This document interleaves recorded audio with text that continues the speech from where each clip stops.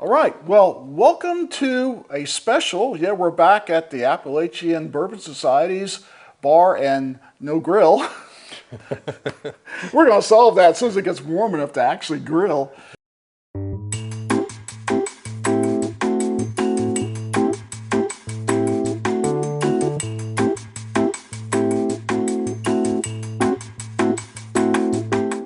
But we're back here today because I wanted Daniel's help in coming up with the 10 best bourbons of 2024.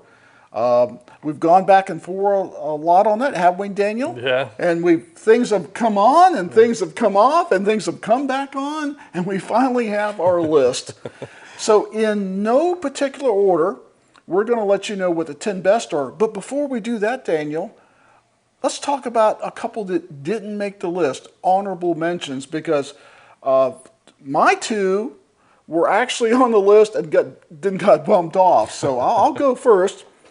Honorable mention, I certainly think that this Redwood Empire Screaming Titan from obviously Redwood Empire, it is 100 proof. It's a toasted and charred wheated bourbon.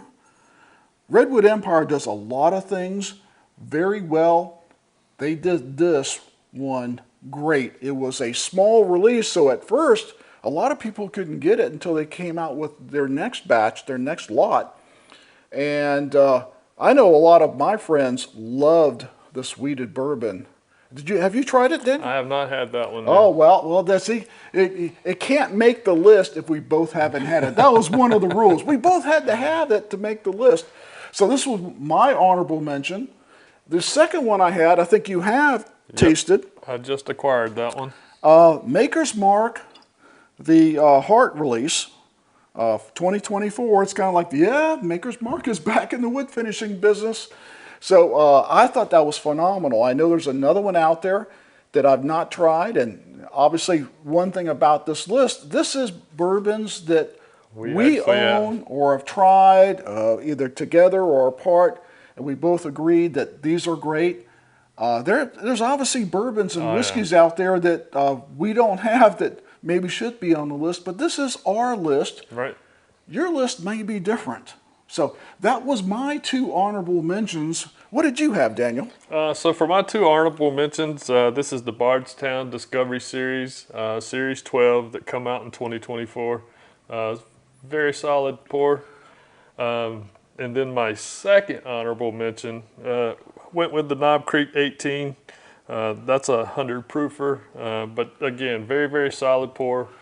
Just didn't quite make the list. Yeah, I would totally agree. I don't own the 12, but I had a subscriber send me a sample, and we put it against my 10, and it just totally obliterated. So, I had it against the 11, and I chose the 12 over the 11. Right, and I've had it against the 10, and the 10 was my favorite discovery. I don't own the 11. I've tasted the 11, but the 12 certainly blew away the 10. So those are two good honorable mentions. Yeah, two very solid pours there. So as I said before, we're going to bring them out in no particular order, and then we're going to talk about 2024 Bourbon of the Year, but not before you get to see all 10. So I'll start first, Daniel, if you don't mind. Go ahead, sir. Like I said, no particular order. I have been a fan of this company for a while. Their bourbons tend to be a little on the pricey side, but they're one of the best blenders out there, if you ask me, and that would be Barrel Bourbon Company. And their batch number 36 blew me away. I was a big fan of 34 and 35. 36, no contest. 36 was so much better than 34 and 35. To me, it had to be on the list this year.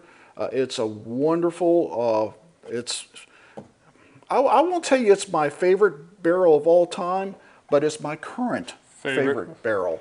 It's what I go to probably more than anything else right now. I just got it a little while ago, and yeah, I plan to drink a lot more of it. So what do you have, Daniel? So first up for me is the Wild Turkey Jimmy Russell anniversary release, 8-year-old bourbon from Wild Turkey. Hard to beat that one for the price. It's a very, very good pour. You know, I put that in a blind against what was my favorite Wild Turkey, the Kentucky Spirit, and you know what beat it? Yeah. That bottle beat the Kentucky Spirit. Yeah, that in a blind that does really, really well. It does. It holds up to some of the bigger boys. And I'm not a big Wild Turkey 101 fan, but I love that 70th. Yeah. That 8-year just... You'll notice that bottle's not open. That's my backup. I don't blame, you know, I have a regular bottle because you gave me a signed bottle, so my regular bottle's my backup because I'm not opening up that signed bottle anytime soon. No, I don't blame you. Well, another, and this is actually pretty new. This has not been out a long time. Both Daniel and I are fans of Double Oak, are we not? Yes, sir. I enjoy it. So I've been a fan of Pursuit United for a while. I've met the guys that run Pursuit United. As you probably know, they run a Pursuit. They run Bourbon Pursuit podcast. One of the most listened to podcasts in the country as far as bourbon goes. And they came out with this Pursuit United Double Oaked, and in a blind, it actually beat the Peerless. And I didn't think anything would beat the Peerless. I love that Pursuit United Double Oak. What did you think of it? Oh, I love it as well. That's probably one of the best Double Oaks I've had. Only one that's a little bit better to me. Oh, well, what's next on our 10? So next on the list for me was the Michter's. This is the 10-year bourbon coming in at, this is 100 proof, if I remember correctly. No, I'm sorry, 94.4 proof, just under 100 proof. First time I'd gotten one of those. It's a very, very solid pour. And is that a distillery only, or can you get it in the bottle shops? No, you can get it in the bottle shops. I've seen one in our area for sale. But it's unusual to see. Yeah, it. you don't see them often around here. So it's a tater. Oh yeah, it's definitely a tater. Well, so we've got our first tater on the bar top. All right. Well, and it won't be the last, I promise you. No. I had, until we, it was just a few videos ago that we did the Michter's 10. I'd never tasted it before. Well, I said that. I tasted a sample of it. But, you know, sometimes samples don't really give you a good appreciation. Yeah. I now have a bottle of that. Now, I've drank mostly his. But I have a bottle that I'll be cracking open soon. Yeah. That is some good 10-year juice. It is. It is. It's pricey, but it is very, very good. I think it's worth the money. Don't think you're going to get that at a deal. If you want that bottle, I think it's worth it. Do you agree with that? Oh, yeah, it's definitely worth it if you can get it for suggested retail. Now, some of the secondary prices, I don't know that I'd pay those. Yeah, I would. Now, I'm about that with a lot of things. Yeah. I don't like the secondary prices. And now the next one is a tater, but you can only get it at the distillery because it is the Old Fitzgerald 13-year 25th anniversary. And actually, Daniel picked this up for me. We did a whole. Well, this was in Taters 1 or Taters 2. Taters 1, I believe. Taters 1. I'll confirm that on the bottom of the screen. It was in one of our Taters shows. I've been hunting Old Fitzgerald for the longest time, and Daniel helped me find it. It's you can occasionally find the 8 and the 10. Yeah. But something like this is a distillery only purchase, is it not? It is. Yeah. Picked that one up at the distillery. Had to stand in line for it, but it was worth the wait. Didn't you stand in line like rain and cold? Not that day. That was for the Michter's. I got soaking wet. Well, still, you did your all to get bring those bottles, and despite the juice that's in it, it's one of the prettiest bottles on my bar. I mean, it's just amazing the craft that goes into that bottle that you just don't see in a lot of whiskey bottles. Yeah, that's one I'll keep around even when it's empty. Oh, you and me both. And and darn, we've been drinking that a little bit, haven't we? Yeah, You've it's got to been come over sipped to out my of. place and drink some of mine. Yeah. So what's next on yours? So I went with another, our Bardstown Origin Series. This is the high wheat that was released this year. Comes in at 106 proof. Again, another solid high wheat bourbon there, and a good price point. And I'll ask you before I tell our viewers, which one do you like better, the high wheat or the black label bottled and bond? I'd probably go with the high wheat. I would too.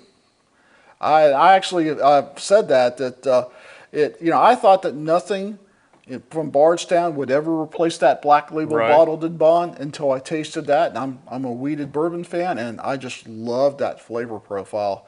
Yeah. It's my favorite Bardstown currently. My taste changed a lot, but it's going to be hard to knock another Bardstown to knock off that high wheat perch. Yeah. That's and Especially for the price. like $50, 50 right? bucks, yeah. You can't beat that, guys. You Yeah. really can't. Well, spread these out a little bit, make us a little more room there. I wish that this was $50, and most people that chase it will tell you that's absolutely nowhere close to $50. But I thought it was wonderful when I got it. The Old Forester 1924. Now this is a 10-year-old Old Forester, and Old Forester really wasn't into age statements, but they put this one out and it flew off the shelves. Now, kind of like the Michter's and a few other ones, the list price is kind of up there. It's not the same price as the other Whiskey Rose, but I am very happy to have found this, and if I ever find another one at even a little bit of a savings, I'll get a backup of that one. Yeah. What did you think of the 1924? I love the 1924. It's my favorite Old Forester so far. It really is. It's a solid choice. Yeah, I would say that the Whiskey Row series, the 1897 is my favorite, but you get outside of Whiskey Row, this is my favorite Old Forester right now. I don't own a birthday bourbon. If I owned a birthday bourbon, that might be my favorite. Different, but yeah, I haven't had that one either.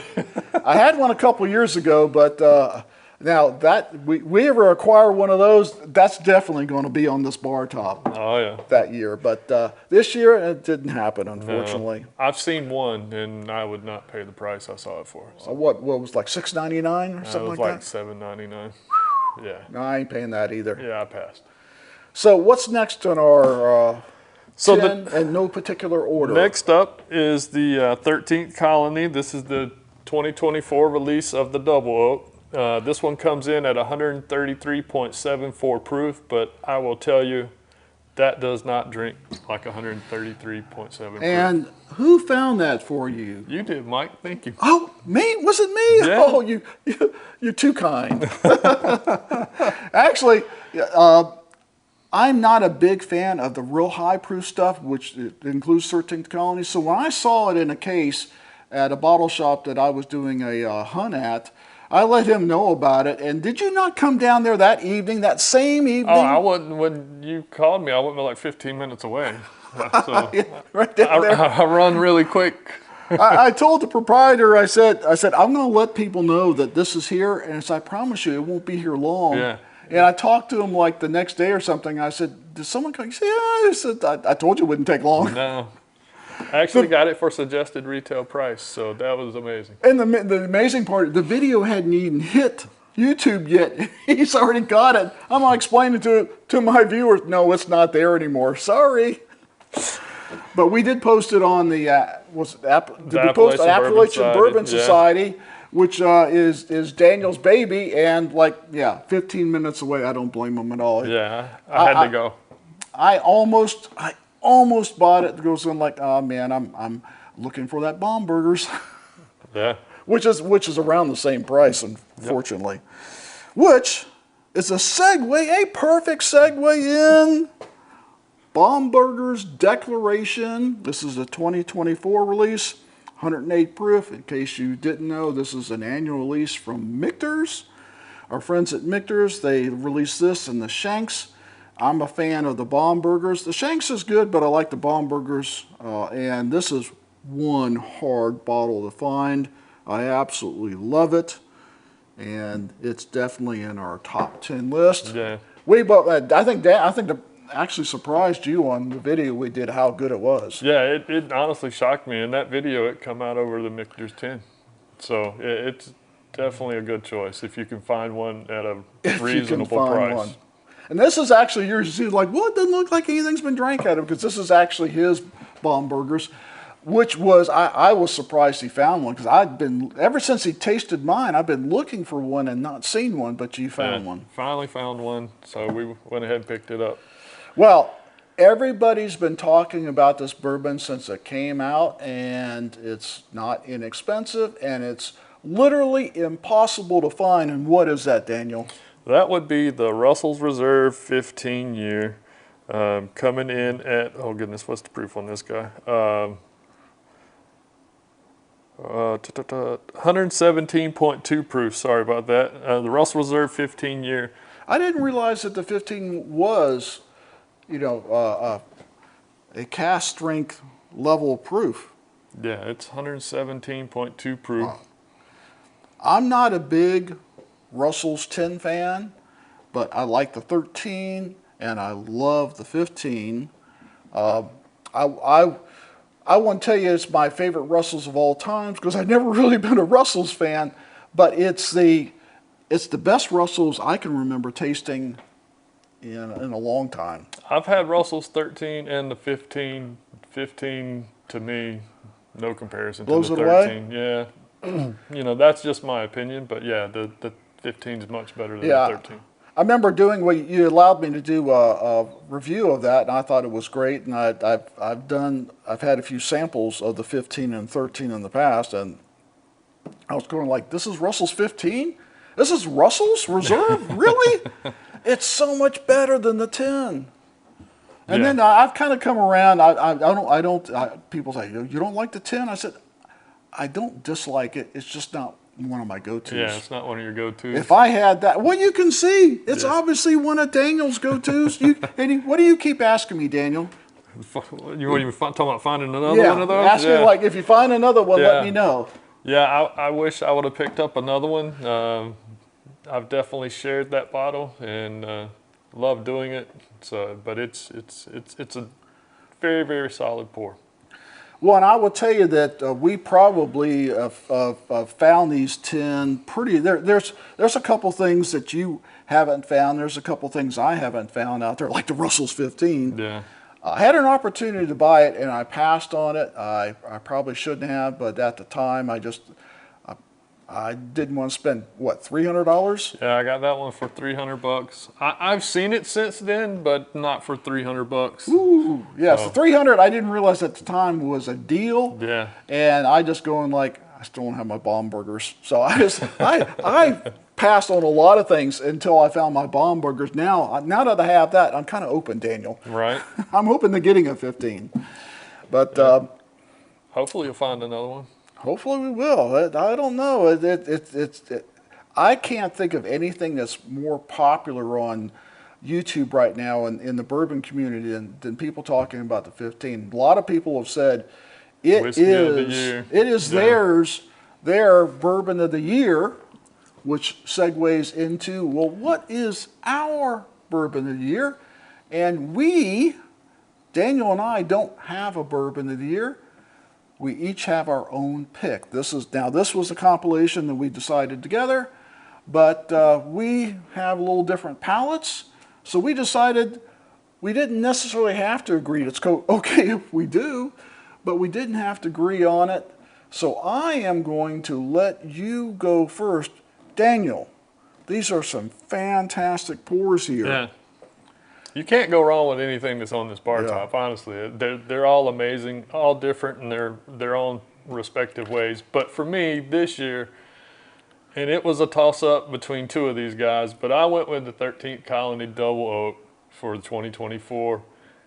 It is amazing. Just the notes that you get on the palate, nice long finish on it. It's just great. It's amazing to me. It was.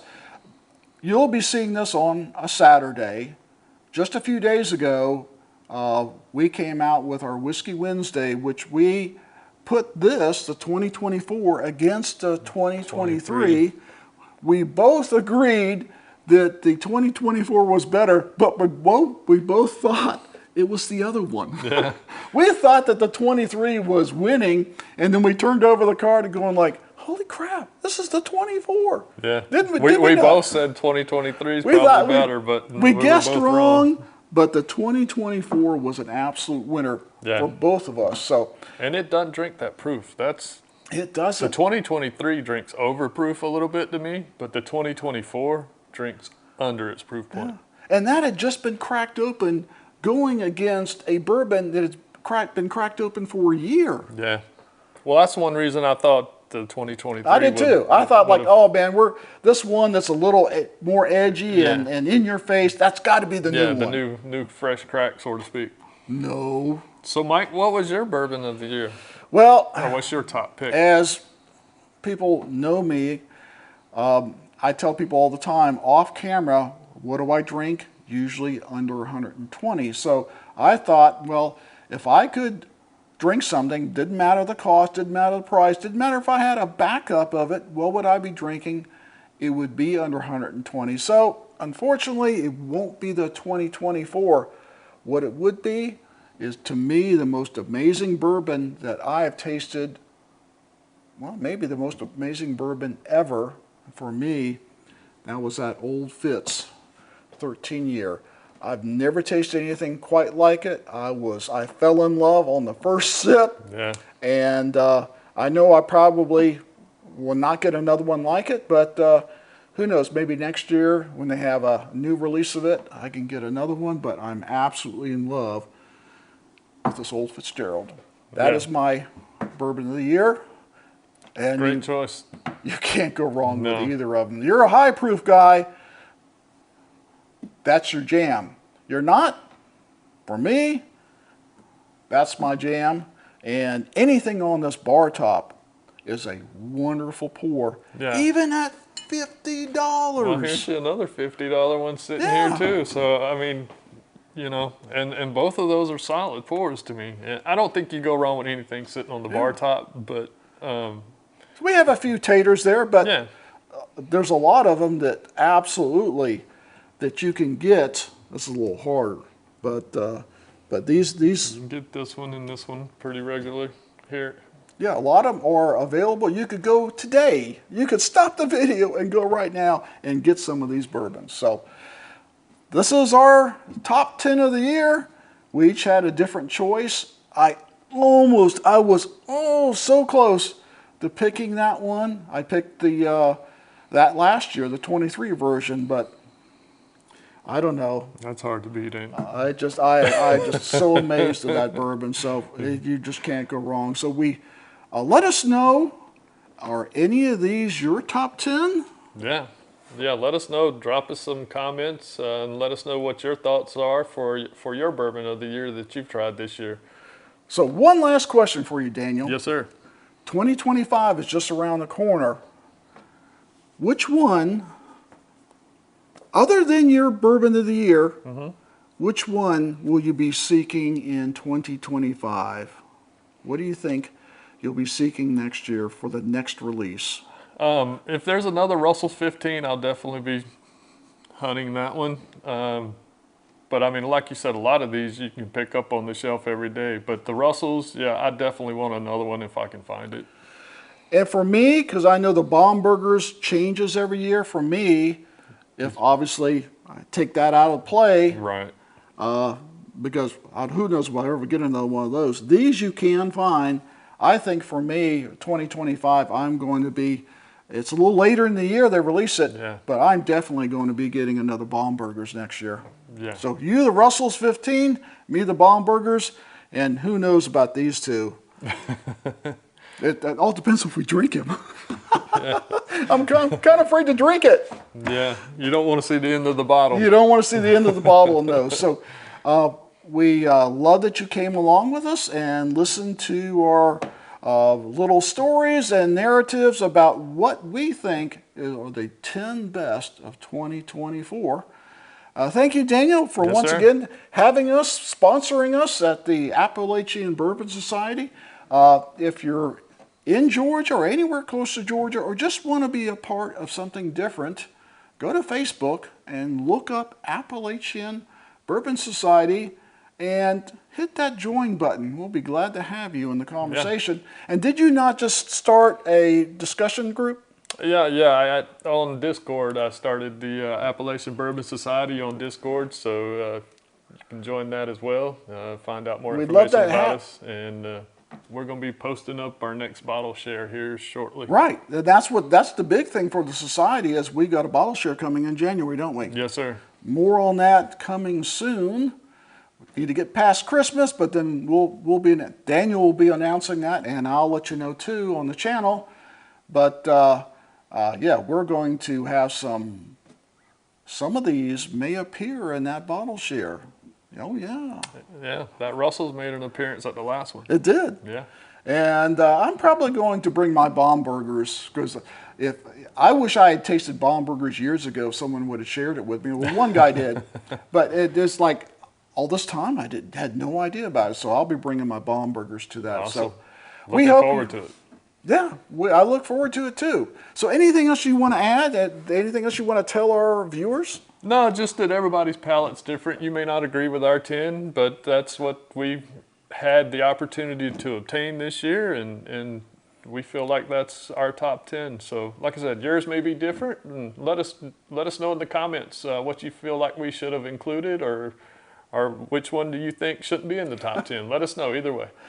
And let us know what you're chasing in 2025. Yeah. We might be chasing that too. So as always, never drink and drive. Please drink responsibly, and we'll see you next time on a Bourbon Riders 5-10 list of something. It'll be great.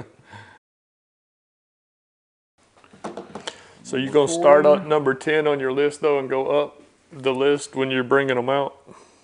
And I'll let you talk about that guy. All right. And you obviously have to talk about that guy. I'll bring this guy out. I didn't know how to end that. Yeah.